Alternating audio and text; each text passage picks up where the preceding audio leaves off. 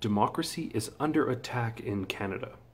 Justin Trudeau's Liberal government has tabled a motion just one day before Budget Day, which fundamentally undermines how democracy operates in Canada. Now, this is an extremely concerning move, and I'm going to go through some of the changes that they're proposing.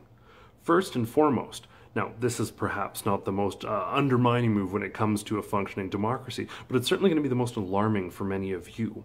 The Liberals want to give themselves Fridays off. As though there's not enough work for them to do, they simply want Fridays off. Imagine if you or I could simply vote to have Fridays off. It's a nice luxury. I'm assuming that they probably won't be voting for a 20% pay cut, given their extended weekends given Liberal practices in the past. Now, some of the more concerning questions as far as fundamental democracy surround a few changes they plan as well.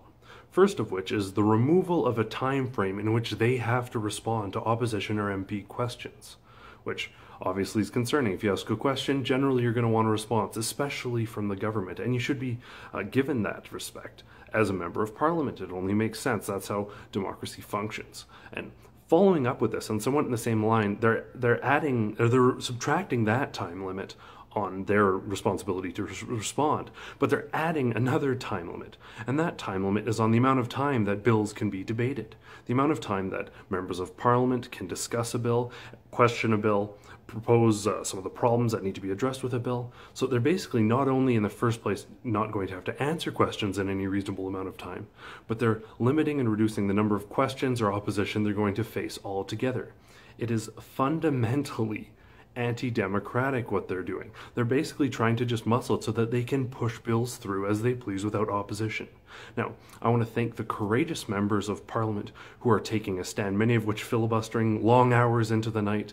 Michelle Rempel, for one, has put out a few videos that have done very well fighting against this, and they're fighting the very good fight, but we need to do our part as well. So if you have a Liberal member of Parliament, call them and let them know this is anti-democratic. It doesn't matter if you're a Liberal supporter, this is not in line with the type of transparency and reforms that they promised.